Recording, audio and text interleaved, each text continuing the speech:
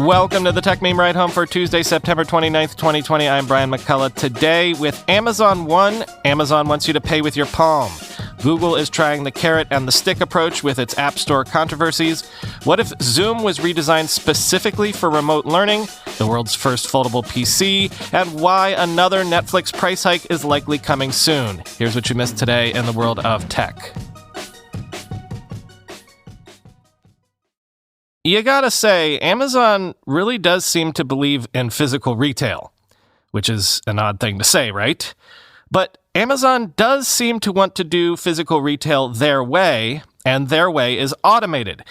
In just the latest innovation/experiment in the physical retail space, Amazon has unveiled Amazon One, a new biometric technology that allows shoppers to pay using their palm. They are going to implement it first at 2 Amazon Go stores in Seattle. Quoting Jason Del Rey in Recode, Amazon One, quote, allows shoppers to pay at stores by placing their palm over a scanning device when they walk in the door or when they check out. The first time they register to use this tech, a customer will scan their palm and insert their payment card at a terminal. After that, they can simply pay with their hand. The hand scanning tech isn't just for Amazon's own stores. The company hopes to sell it to other retailers, including competitors, too. The technology will be available at the entrance of 2 of the company's Amazon Go cashierless convenience stores in Seattle starting Tuesday, and will roll out to the rest of the chain's 20-plus stores in the future, Amazon's Vice President Dilip Kumar told Recode in an interview Monday. Recode reported in December that Amazon had filed a patent application for such a hand payment technology. The technology could also show up in Whole Foods stores, with Amazon hinting in a press release that it will introduce palm payments in the coming months at its other stores beyond Amazon Go locations. Kumar wouldn't comment on a potential Whole Foods implementation, though the New York Post reported a year ago that such a plan was in the works. But the Amazon executive did make it clear that the company expects to sell the technology to other retailers, like it began doing earlier this year with its Just Walk Out technology, the cocktail of cameras, sensors, and computer vision software that powers Amazon Go stores. Kumar said the Amazon One pitch to other retailers is straightforward. Reduce the friction for your customers at checkout, thereby shortening lines and increasing how many shoppers are served along the way. Amazon's plan to license these 2 homegrown technologies to other retailers, whether competitor or not, is the real story here. Amazon isn't satisfied with e-commerce dominance. It wants to earn a cut of more transactions in the physical retail world as well, where 80-something% of commerce still takes place in the US, end quote. As Brian Romella tweeted, the Amazon One payment technologies are a masterstroke for Amazon Pay. Via a number of biometric payments methods, Amazon is rapidly becoming the AWS of payments for not only retail, but online, end quote. And as Jason Del Rey himself tweeted later, interesting to consider if Amazon would ever have gone in this direction if it had created a phone that people actually wanted to use, end quote. Which is an excellent point, and something that I've been thinking quite a lot about recently. If you step back and think about it, Amazon's many forays into the real world, into meat space, if you will, think of all the Ring products, think of building mesh networks in our neighborhoods for Internet of Things devices, think of physical stores with alternative payment platforms beyond the smartphone. There's been a lot of Amazon activity in the real world, right? Smartphones have been the one platform to solve almost everything in recent years, so not having their own smartphone as a platform has forced Amazon to the margins where smartphones haven't yet locked down the solution to everything yet. And that means certain corners of the real world, and that means they're trying to put their layer on top of those certain corners wherever they are. Via that angle, all of these recent moves make a ton of sense. Of course, as Matthew Castellanelli snarked on Twitter as well, quote, pretty wild how Amazon is the only company to really lean into 2020. Surveillance drones in your home, monitoring the tone of your speech, and now scanning your palm print, end quote. All of the attention about App Store controversies and battles have mainly focused on Apple up until this point. But I've said before on the show, could this be an opportunity for Google to sort of shiv Apple, to differentiate themselves and, stick it to Apple by undercutting them? An aggressive, bold company would do something like suddenly announce their 30% cut is going to be reduced to only a 15% cut or something like that. Doing so would make Apple immediately look terrible, and maybe I'm wrong, but Apple is maybe more dependent on that 30% cut than Google is. Yeah, well, I guess I was wrong about that because the New York Times says Google has noticed that a lot of folks like Netflix and Spotify have been bypassing Google's 30% cut for in-app purchases, and they're shutting that down. Google has announced that all Play Store apps must use Google's billing system, giving everyone a year to comply. So I guess they really do want that 30% cut after all. Quote, Google said the enforcement of its billing policies would apply to a small fraction of its app developers. It said only 3% of app developers on Google Play offered in-app purchases, and within that group, only 3% were not using Google's billing system, end quote. And yet maybe it's a carrot and stick approach, because Google also announced it is working on making it easier for Android users to install and use third-party app stores, beginning with Android 12 next year. So third-party app stores, the sort you could use if you were, a cloud gaming service, quoting VentureBeat. Google says that in response to developer feedback, quote, we will be making changes in Android 12, next year's Android release, to make it even easier for people to use other app stores on their devices while being careful not to compromise the safety measures Android has in place. We are designing all this now and look forward to sharing more in the future, end quote. Google also made sure to add that Android has, quote, always let users choose which apps they use, be it their keyboard, messaging app, phone dialer, or app store, end quote. Putting aside that this isn't strictly true, the message is clear. Android gives users more control over apps than iOS does.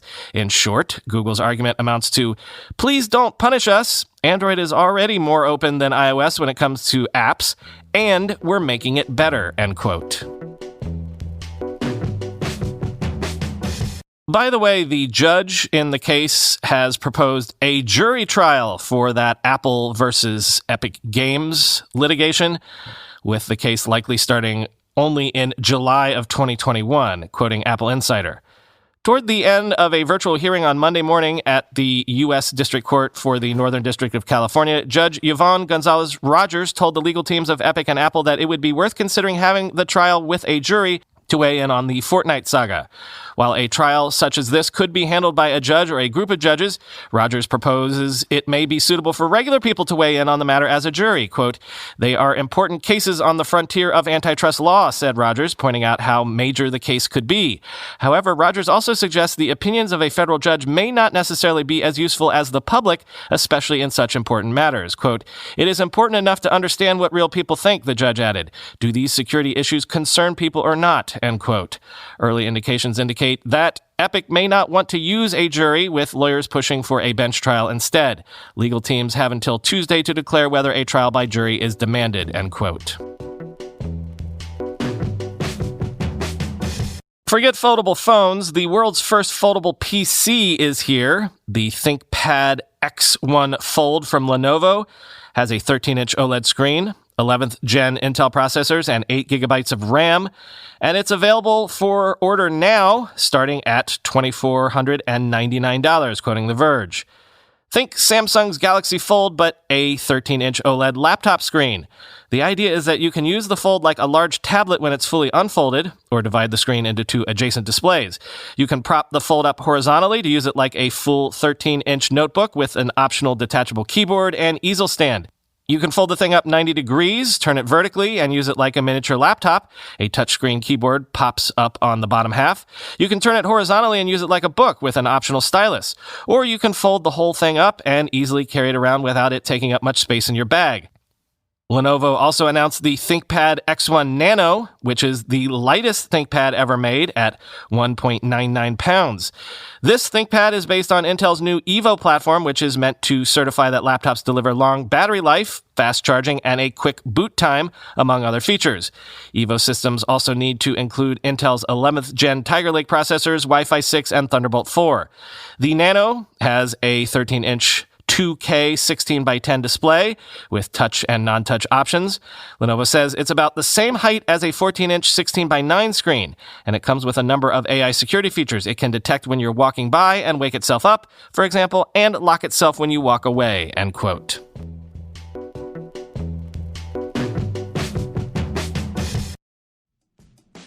For over a decade, MetaLab has helped some of the world's top companies and entrepreneurs make products that millions of people use every day. Let me tell you about how MetaLab helped Uber Eats define its global design and motion framework. Having successfully helped with Uber's main rider app, the MetaLab team helped give Eats its own design system while staying true to the Uber brand. MetaLab built on the existing UI kit to elevate and differentiate the Eats brand. The navigation framework MetaLab worked on with the Uber team visualizes how people move through the app. MetaLab went back and forth with Uber until they got the design system to a place all parties were proud of. It was a truly collaborative effort, one that took place across 3 countries and multiple continents. MetaLab is a talented group that proved a natural fit to supercharge our design team. Their attitude and work is top-notch with a focus on execution and impact. So says Didier Hilhort, Director of Product Design at Uber. Fly your design project by MetaLab at metalab.co. That's metalab.co. Small businesses have unique needs, and despite the current uncertainties, one thing that remains unchanged is the importance of having the right people on your team. When your business is ready to make that next hire, LinkedIn Jobs can help by matching your role with qualified candidates so that you can find the right person quickly. LinkedIn is an active community of professionals with more than 690 million members worldwide. LinkedIn Jobs screens candidates with the hard and soft skills that you're looking for. And that's what I've always found the most valuable because the jobs that we hire for tend to need off-the-wall skill sets. LinkedIn puts your job post in front of qualified members every day so that it's seen by people looking for jobs just like yours. When your business is ready to make that next hire, find the right person with LinkedIn Jobs. You can pay what you want and get the first $50 off. Just visit linkedin.com/ride. Again, that's linkedin.com/ride to get $50 off your first job post. Terms and conditions apply. Someone online, I can't remember who, pointed out recently that it's somewhat crazy that we've taken Zoom, which was essentially an enterprise conferencing tool, and adapted it to do everything from live concerts to actually teaching our kids school. I can tell you, as someone who now has a remote learning first grader, at least part of the week in my house, Zoom functions fine as an education tool, but you could see so many simple ways that you could improve video conferencing for an education use case. And I'm not the only person to have noticed this. For instance, Google Meet has added noise cancellation on Android and iOS for G Suite Enterprise and Enterprise for Education customers. They've also added one of those obviously simple functions that would make it more useful for teachers. Quoting 9to5 Google, joining background blur, Google Meet can filter out background noise to make calling possible from any environment. This includes keyboard typing, doors opening and closing, and construction outside your window. Google's cloud-based AI works to isolate anything that isn't your voice. To enable, tap the More Overflow menu, select Settings, and click Noise Cancellation. It's off by default, and Google recommends disabling it entirely if non-speech is an important part of your call, like playing musical instruments. Meanwhile, G Suite Enterprise for Education organizers can now get an attendance report after a meeting ends. Sent over email, it's available for Google Meet conversations with between 5 and 250 participants. It contains their name, email, or obfuscated phone number, join/exit time, and length, end quote. And that leads me to this, to telling you about an interesting raise that I've been sitting on for a little bit called Class EDU. Class EDU has launched a video conferencing product designed specifically for schools. The product is called Class for Zoom. And Class EDU has raised a $16 million seed round from a bunch of people, including an insider on Zoom's actual board of directors. Also, one of the founders of Class EDU is the former CEO of the education SaaS product Blackboard. I find it fascinating because, number one, it's imagining using Zoom for education not as just a Band-Aid that we as society have thrown together just because it's good enough for now, but also it's something being built on top of Zoom itself instead of trying to build out its own conferencing platform. Quoting TechCrunch, the best way to break down Class for Zoom's features is by separating them into 2 buckets, instruction tools and management tools. On the instruction side, Class for Zoom helps teachers launch live assignments, quizzes, and tests, which can be completed by students in real time. Students can also be polled to motivate engagement. Instructors can be granted access to unmute a class or mute a class during appropriate times. The marquee feature of the instruction tool is that teachers and students can talk privately without leaving the Zoom call if there's a question.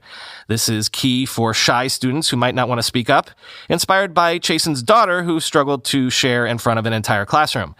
On the management side, tools range from attendance trackers to features that allow a teacher to see how much time a student is participating in activities. Chasen, who founded Blackboard when he was in college, also gave a nod to his prior company by allowing teachers to integrate CMS systems right into the Zoom classroom. Less popular, Chasen jokes, is Class for Zoom's ability to give teachers intel on if a student has Zoom as the primary app in use on their screen. The attention tracking feature is not new, but it is oversight some people might not be okay with. Students can disable the ability to track focus, but administrators can make it mandatory.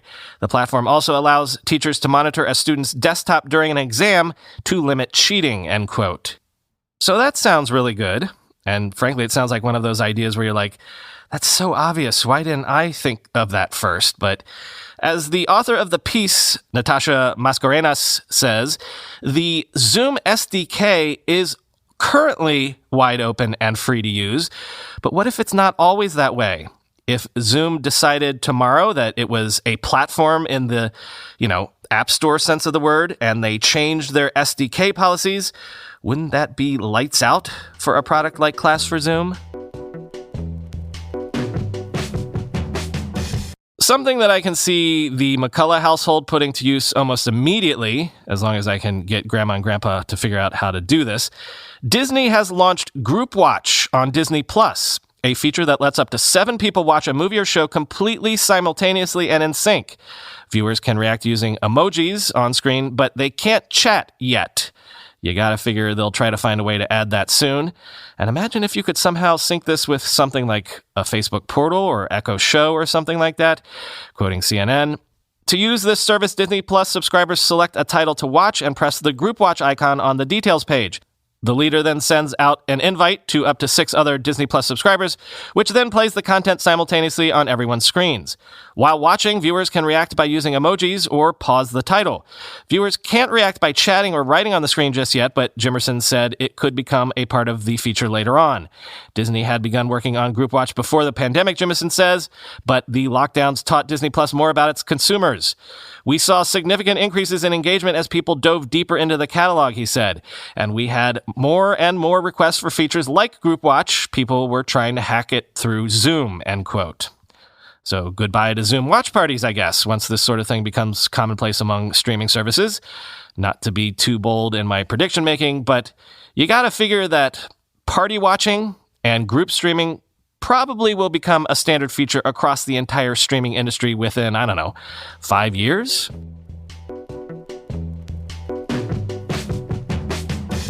And speaking of the elephant in the streaming industry, and finally today, an analyst says that another Netflix price hike is probably coming soon, but he doesn't expect that any such price hikes will do anything to slow the company's momentum.